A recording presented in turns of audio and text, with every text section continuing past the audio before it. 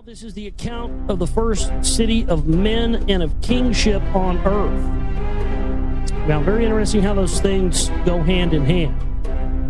The Anunnaki playing a hand in being setting up the first city of men on earth, and then also setting up kingships. And that's what I've been trying to tell people here for 4 years on this show now, is that, and it's an absolute fact if you do the research, the idea of kingship and the divine right to rule and all of this stuff, and it's very much alive in today's politics and today's rulers and leaders. All of that, the whole idea goes back to those families and those bloodlines who trace their lineage directly back to these Anunnaki. And that's how the kingship and the thrones and all this stuff were set up on Earth. So let's get into that here tonight.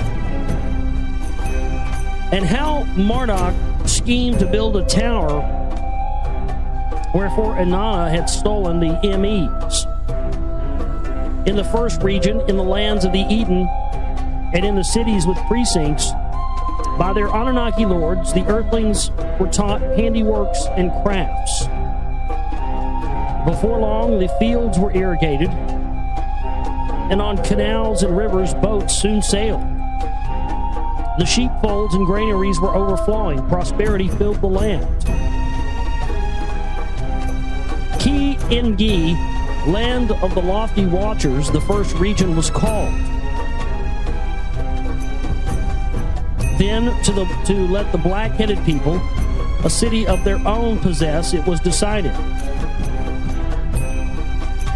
Kishi, scepter city it was called. In Kishi did the kingship of man begin. Therein, in consecrated soil, Anu and Enlil, the heavenly bright... now this is interesting. Therein, in consecrated soil, Anu and Enlil implanted the heavenly bright object. Isn't that interesting? So in consecrated ground, Anu and Enlil are implanting some heavenly bright object into the ground here. Well, what could that be? Because whatever that is, it has to do with kingship on the divine right to rule. Is this some ancient archaeological relic like the Ark of the Covenant? I don't know. In it, Ninurta appointed the first king. Mighty Man was his royal title. That was the best they could do, Mighty Man. Mighty Man, you are in charge. Run things for us here on this planet, Mighty Man. We trust you, Mighty Man, all the descendants of Mighty Man. To make it a civilized center for mankind, Ninurta journeyed to Eridu. The ME tablets that for kingship divine formulas hold from Enki to obtain. Properly attired, with respect, Ninurta entered Eridu. For the ME of kingship, he asked. Enki, the Lord who safeguards all the MEs, granted 50 ME to Ninurta. Mitochondrial extractions, DNA to create new workers, new humans. In Kishi, where the black-headed people were taught to calculate numbers. Heavenly Nisaba writing taught them, and Heavenly Ninkashi showed them beer making. Well, they showed how so beer came from aliens. Oh, all right, that's good to know. In Kishi, guided by Ninurta, kiln work and smithing proliferated. Wheeled wagons harnessed to male asses, craftily fashioned in Kishi. Laws of justice and righteous behavior were promulgated in Kishi. It was in Kishi that the people composed hymns of praise to Ninurta. Sounds like the beginning of goddess worship right there, doesn't it? Of his heroic deeds and victories they sang. Of his awe-inspiring blackbird they chanted. I think it's interesting that they had this craft, Ninurta has this craft called the blackbird, this ship that flies around, looks like a blackbird. Could that be where we got the technology for the SR-71 Blackbird. I mean, look at that. Look at that plane. Look at the SR-71 Blackbird. Think about that thing. They admitted they had that thing in 58, which means they had to have been working on it prior to 58, if 58's when they admitted they had it. Yet this is long before computer-aided design and engineering and any of this stuff, yet they were able to calculate properly how to have this plane operate without a vertical fin stabilizer. It has two small fins in the back, but no vertical fin stabilizer. And I've seen documentaries talking about the SR-71 Blackbird where they're talking about, that, but they never seem to mention that, yeah, they didn't, you would have had to have computer-aided design and all that stuff to get that right. How were they able to get that right? We went from flying, prop planes just a few short years earlier in World War II to having, this supersonic thing that can fly at the threshold of space in a matter of less than 10 years. So I find that interesting. I mean, could that SR-71 Blackbird come as a result of, these ancient plans they found? Very well could have been. They've tried to retire those things so many times, but they can't because there's still, the stuff that's in them still surpasses technology we can produce today. The U-2 spy plane's the same way. Why is that? Why is there technology in these things from 40, 50 years ago we can't recreate today? That's a good question, isn't it? How in faraway lands the bisons were subdued, and how the white metal was mixed with copper he found. Ninurta's glorious time it was. With the constellation of the Archer he was honored. All the while Inanna in the Enki, her lordship awaited in the third region. All the while the domain of her own of the leaders she demanded. The third region after the second one will come, her leaders thus assured her. Having seen how Ninurta journeyed to Eridu, and how the ME of kingship he attained, Inanna devised a plan in her heart to obtain ME from Enki. She schemed. Her chambermaid, Ninurshbur, she dispatched to Eridu to announce a visit by Inanna. On hearing this, Enki quickly gave instructions to his housemaster, Izimud, the maiden, all alone to my city, is directing her step to Eridu. When all alone she will arrive, let her enter into my inner chambers. Uh-oh. You know what Enki's thinking. He wants to... Pour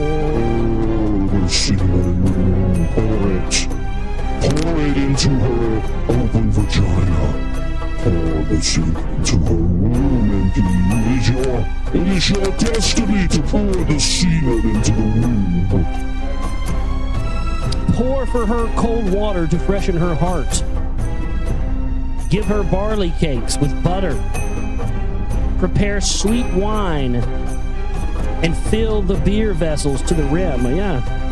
See, that's worked for thousands of years. It works. It always works. Get her drunk and then take her panties off.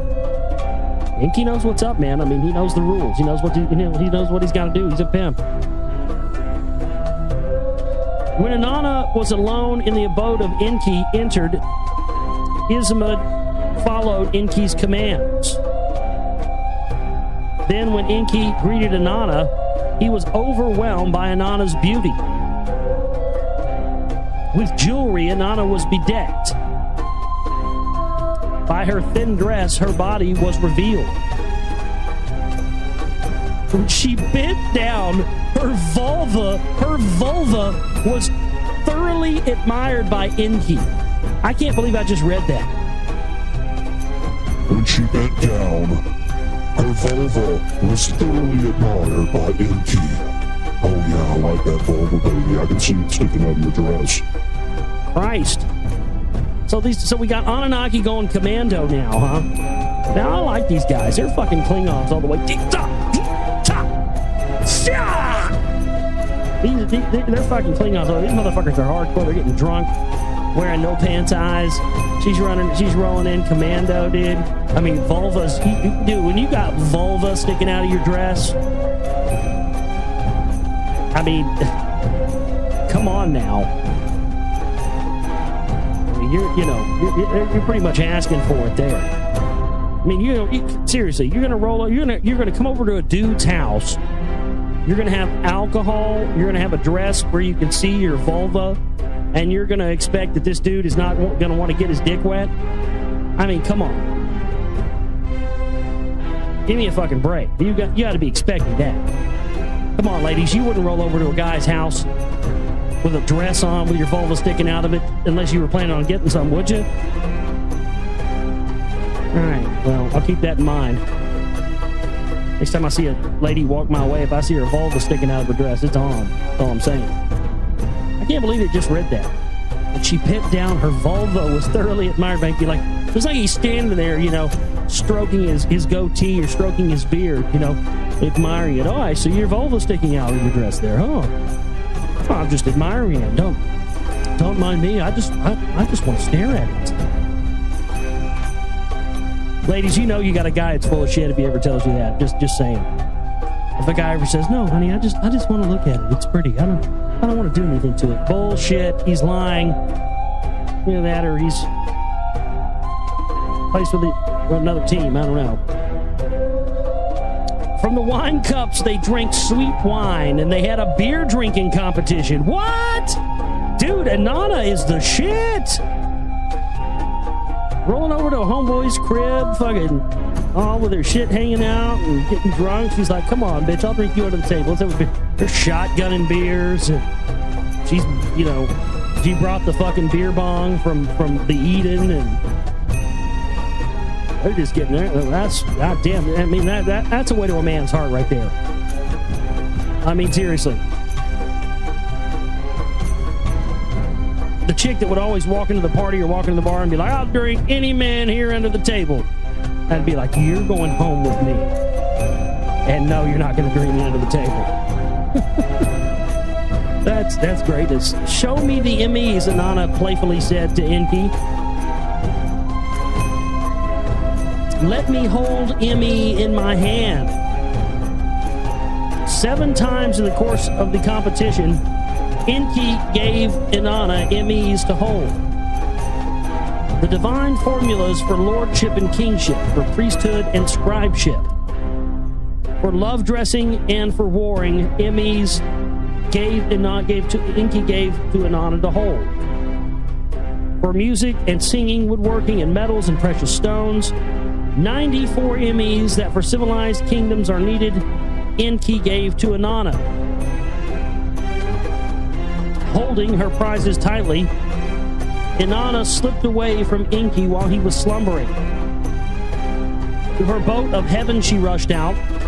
To soar away, she instructed her pilot. When Enki from his slumber was awakened by Izimud, he said to Izimud, "Get a hold of Inanna now." When from Izimud that Inanna had already in her boat departed, Enki heard. To chase Inanna in Enki's skyship, Izimud he instructed. "All the Emmys you must retrieve to him," he said. At the approach to Unuki, Izimud Inanna's boat of heaven intercepted. To return to Eridu and face the wrath of Enki he made her. But when Inanna was brought back to Eridu, the Emmys were with her no more. She gave them to her chambermaid, Ninshubur, to the house of Anu in Unaki. Ninshubur took them. "In the name of my power, in the name of my father Anu, I command you, the Emmys, to return." So Enki did angrily say to Inanna, captive in his abode, he held her. When Enlil heard of this, he came to Eridu to face his brother. "By right the Emmys have I obtained," Enki himself in my hand placed them. So Inanna did say to Enlil, the truth of that Enki meekly admitted. "When the term of Kishi shall be completed, to Unuki kingship shall pass," so Enlil did declare. When Marduk heard all of this, He was greatly enraged, and his anger knew no bounds. "Enough, my humiliation has been," Marduk shouted to his father Enki. A sacred city of his own in the Eden, he forthwith demanded from Enlil.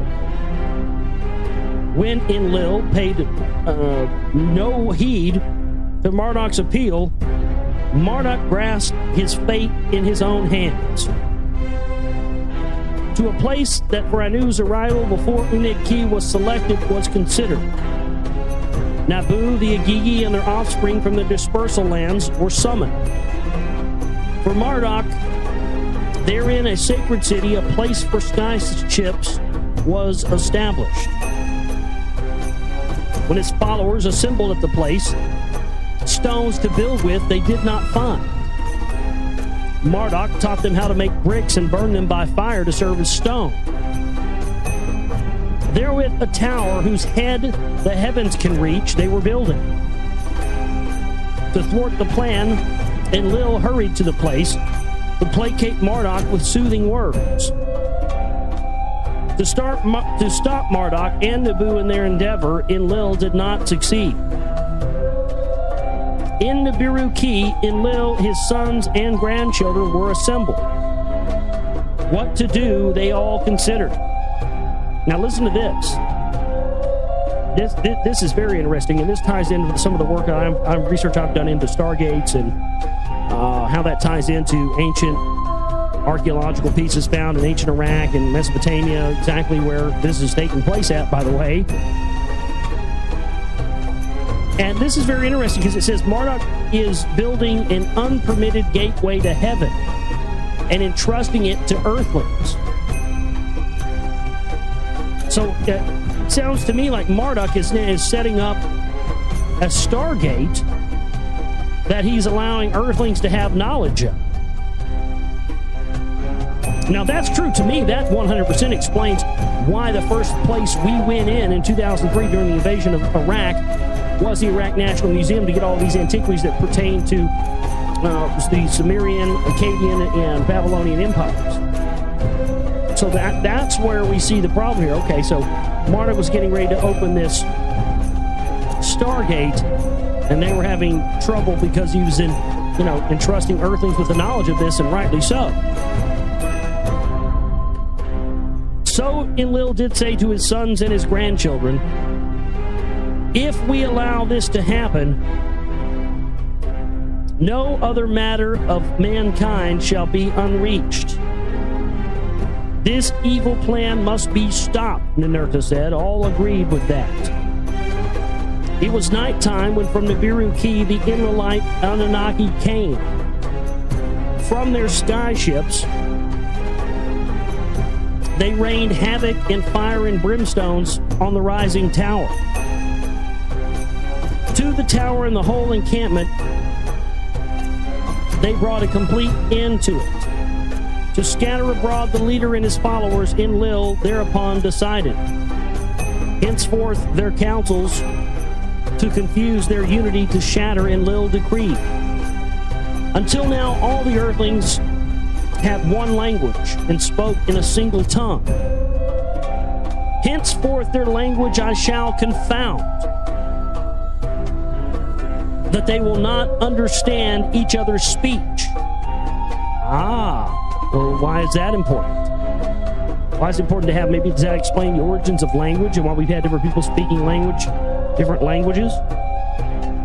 Does it somehow keep us as less of a threat? I don't know. In the 310th year since the count of Earth years began, all of this did happen.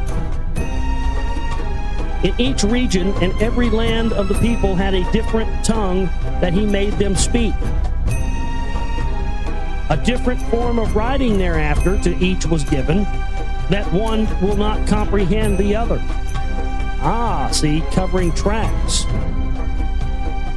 Very clever, not wanting people to know that people who brought knowledge and technology and all this stuff of religion to people all over different parts of the world, that way people in the future would be confused, much in the way modern science tells us now, And so that we wouldn't believe that all of these came from one group of people. We would think they were all separate. That's very clever. 23 kings did reign in Kishi. For 408 years, it was the scepter city. It was also in Kishi that a beloved king, Itana, was taken for a heavenly journey.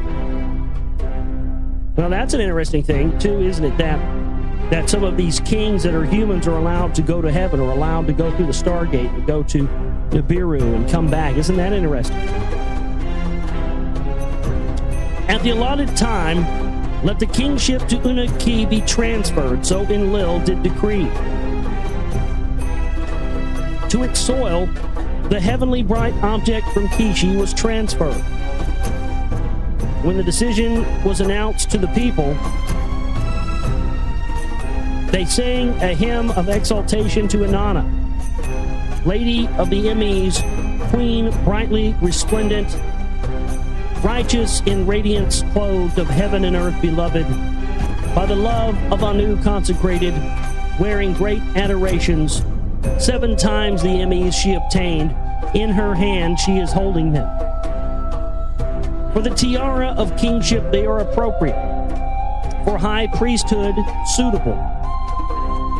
Again, there's that mention that the priests have this power and that the priests are ordained with this power from the Anunnaki. Very interesting and very, very important in understanding the nature of the priest class and what they do and how far it goes back in our day and age. Lady of the great Emmys, of them she is the guardian. In the 409th year, after the count of Earth years began, kingship of the first region to Unaki was transferred. Its first king was the high priest of the Inanna temple abode, a son of Utu he was. As for Marduk, to the land of Two Narrows he went, to be the master of the second region once established, he expected. So they're sending Marduk off to another region yet again, where he's expecting to be reigning over. We'll see how that goes. Page 283 now, this is the account of how the second and third regions were established, and how Ningazida was exiled and Unagi Arata was threatened. 283. When Marduk, after a long absence, returned to the land of the Two Narrows, he found there Ningazida as its master. Ningazida was its lofty lord. With the aid of offspring of Anunnaki who earthlings espouse, did Ningazida oversee the lands. What Marduk had once planned and instructed was overturned by Ningazida. What is it that happened? Marduk demanded to know of Ningazida. Of the destruction of the hidden things, Marduk accused Ningazida of making Horon a desert place to depart, a place that now has no water, abound to a boundless place where sexual pleasures are not enjoyed. The two brothers made an uproar. They embarked upon bitterly quarreling. Pay heed, I am here in my proper place, Marduk said to Ningazida. You have been my place taker. From now on, only a deputy of mine you can be. But if to rebellion you are inclined, to another land, go away you must. For 350 Earth years, the brothers in the land of the Two Narrows did quarrel. These motherfuckers are fighting 350 years. For 350 years, the land was in chaos. Between the brothers, it was split. Then Enki, their father, said to Ningazida, for the sake of peace, depart to other lands. To go to a land beyond the oceans, Ningazida chose. With a band of followers, there too he went. 650 Earth years was at that time the count. But in the new domain where Ningazida, the winged serpent, was called, the winged serpent, a new count of his own began. You don't think Ningazida was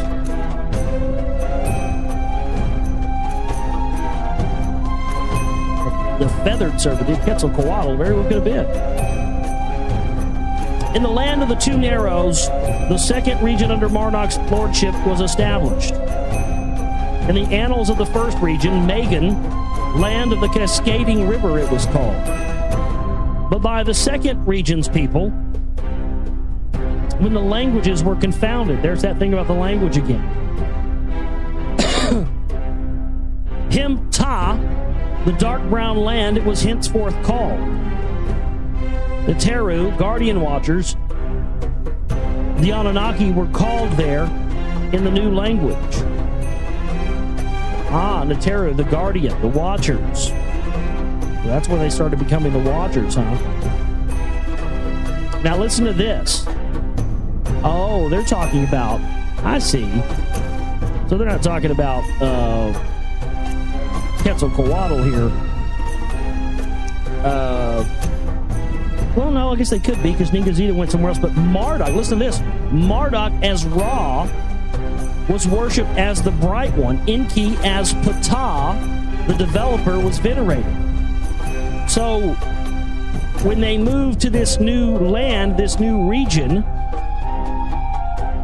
Ningazita went to a land where he was called the Winged Serpent, or the Feathered Serpent, the Winged Serpent. So he went to probably Mexico area, South America. He went to go build the rock wall in Rockwall, Texas. That's what I 100% believe it to be now, based on the evidence of John Lindsay and people have looked at this. It's Aslan. That's what it is.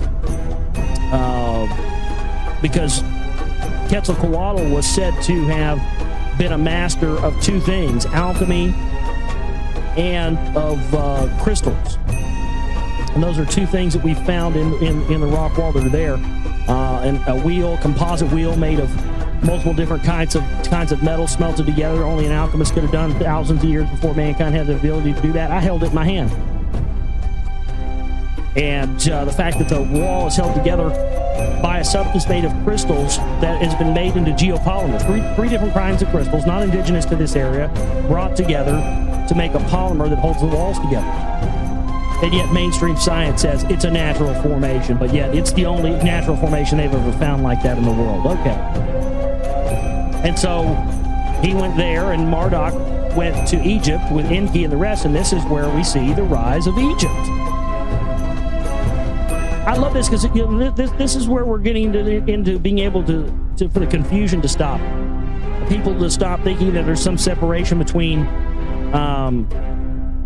and we're starting to see more and more. See, a lot of people are starting to send me a lot of emails and say the Anunnaki is still here. They've never left. They're still running the show. And, I'm starting to see more and more evidence of that every day. That, they never left. And they are the explanation for why we hit this brick wall once we keep going up and up and up the power structure, looking at who's really in control. But once we get so far up, we hit a brick wall and can't really see where this other control is. Many people, including myself, have speculated that it's coming from an other dimensional source, and that very well may be a part of it. I think that is a part of it as far as their rituals and the stuff that they practice, but it very well could be that this power goes to a much larger source, and it's these Anunnaki that are still here. I mean, there's all kinds of shit in China, man. I'm sorry, nothing against you if you're Chinese out there. I have nothing against Chinese people at all, but I have to say, China, of all the places in the fucking world, if I was in charge, first fucking thing I'd do is send a neutron bomb into fucking China. Fuck China! God damn, fuck China! They got pyramids and shit there, man, that were, these giant pyramids that they planted trees on. Ancient pyramids they've never allowed anybody to investigate. They won't allow anybody in there to check them out. And, the Chinese people, they actually believe, like, no shit, that their ancient ancestor, which seeded the Chinese people, was a fucking winged serpent. I'm not shitting you, a female dragon serpent thing with a female head that flew. And they say that all their descendants came from that. I'm not shitting you. They really believe that. And they've got areas in there that we can't get into. Pyramids, we can't see that they're burying under trees that they've planted on top of it. They're covering up archaeological sites. Why? What's there? What are they afraid of? So this is interesting. Marduk as Ra, the bright one, was worshipped. Enki as Ptah, the developer, was venerated. Ningazito as Tahuti. So Ningazito is Tahuti. Wow, that's amazing. The divine measure was recalled to erase his memory. Oh, listen to this. So we heard earlier about Inanna. Was it Inanna that had it carved the face of Inanna into the stone lion? To erase his memory, Ra on the stone lion replaced his image with that of his son Asar. So that explains why the face of the Sphinx appears to have had modifications done to it. To count by tens, not by 60, Ra made the people. The year he also divided by tens. The watching of the moon by the watching of the sun he replaced. Whereas under the lordship of Tahuti, the olden city of the north and the city of the south were reestablished. Well, this goes to explain, I mean, if this is what they're saying is true, then, I mean, that's it for me. Temple of Hathor, Dendera, Luxor, the Great Pyramids. I mean, there's no question. Like, if you watch that documentary I was telling you about last night, the revelation of the pyramids, there's just no question that there was high technology made. And they've talked about the high technology they've used many times through these texts. I don't know how much more you need.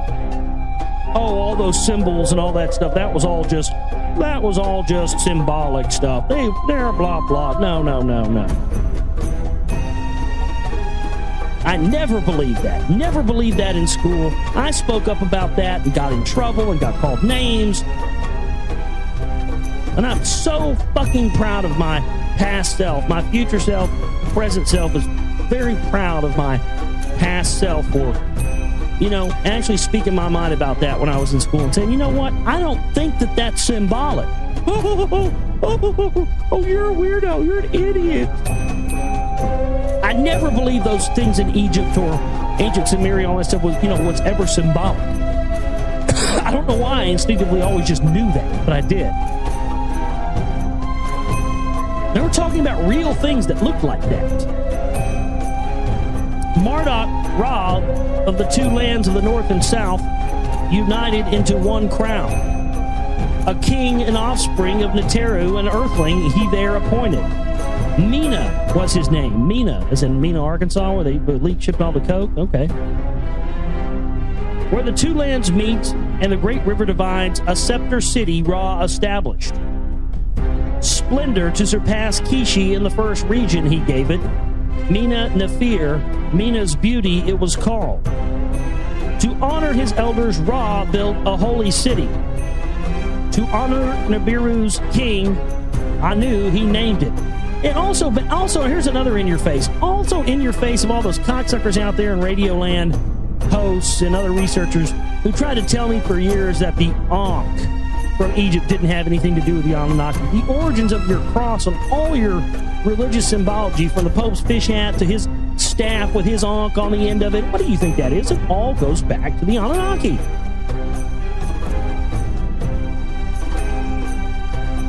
Therein on the platform, a temple abode for his father, Enki Ptah, erected. Its head, within a high tower, rose skyward like a sharp rocket. In its shrine, Ra, the upper part of his celestial barge, he departed. So he put part of his fucking spaceship in one of these things in Egypt, huh? Well, how long ago was it when we excavated the Great Pyramids? Well, that was, in the expanse of history, not a long time ago. They were buried in sand for years. There's more down there. Maybe that's what Zawas has been hiding all this time.